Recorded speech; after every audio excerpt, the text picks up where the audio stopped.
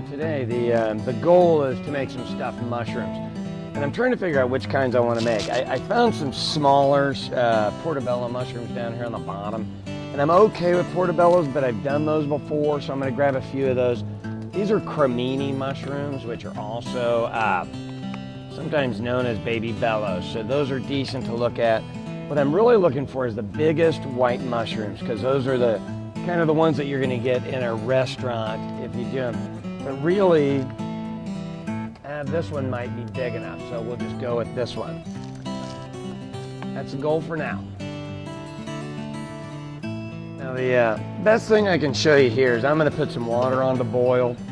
The white mushrooms you really want to boil them. The portobello mushrooms, big old giant ones, kind of in the oven, and you want to roast those. And the reason you're doing that is you want the mushrooms to be a little cooked through. And then the filling we're going to put in is cooked. So right before guests come, you just pop that stuff back in the oven, and by the time they're ready to go, everything's there, and it works out pretty well. It's easier than it seems. There's just a few steps to it, all right? So the portobellos and the baby bellows, I'm just going to pop in the oven. Now, the other thing I really do want you to learn is what to do with portobello mushrooms. Pop out that middle. There's this little area in here.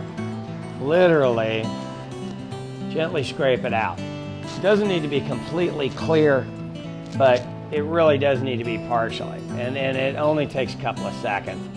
And if you're mixing cheese in there, it'll make a huge, huge difference. So you're kind of getting all the mushrooms in one day speech today. That kind of scares me a little bit, but we'll be all right with it. There we go. So all these ones are ready to go in. The white ones are going to go into their water. Same thing with the white ones. Take out this little middle piece. And if you want to keep those and make them in an omelet or something, in a kitchen in a restaurant, we would never throw them away. That just would not happen. So my white ones are ready for water. These are all going into the oven. And we'll get working on the fillings here in just a minute. The fillings, woo-yah! Water's boiling. So the ones are going into the water. And don't go crazy on these. You're only gonna boil these for a couple of minutes. In the oven is looking maybe 20 minutes on that deal at the most. Change that temperature. All right, so you guys just wanna take these out. Now, you don't want them all the way soft. You want them semi-soft because you know you're gonna heat them back up in the oven again. So these are the white ones. The other ones are...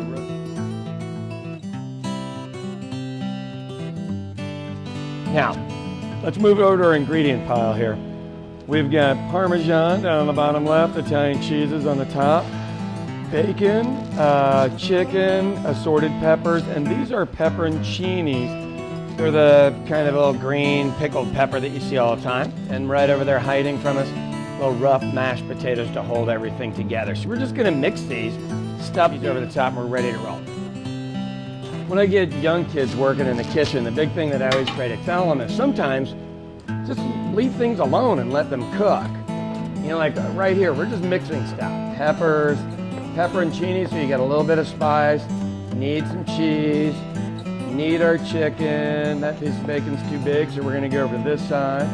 Some of this Parmesan, because I want it to go on top, because when this stuff browns, it's absolutely beautiful. Okay, so the mix is like this. Well, guess what? It's too dry, so we've got to come up with something to mix in with it. So we're going to use mashed potatoes. Mashed potatoes, it's just a binder. It's nothing more than a binder, so relax on that, okay?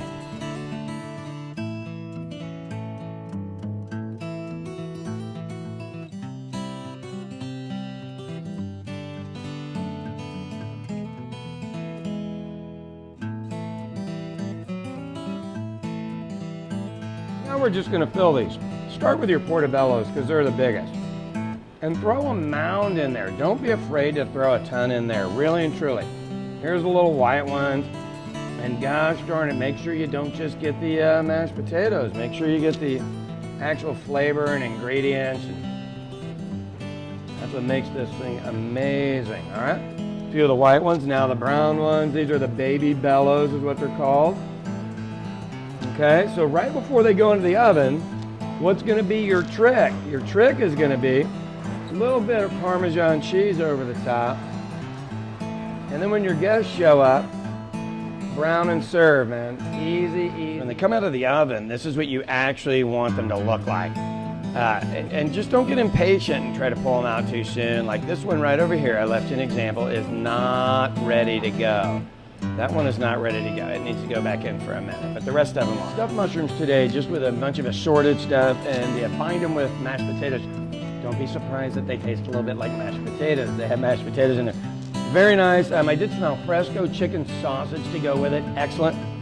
Look, if you show up to parties with stuff like this, you'll be invited to more parties. That is the secret to popularity. Bring good food. For these and more recipes, buy for less, OK.com.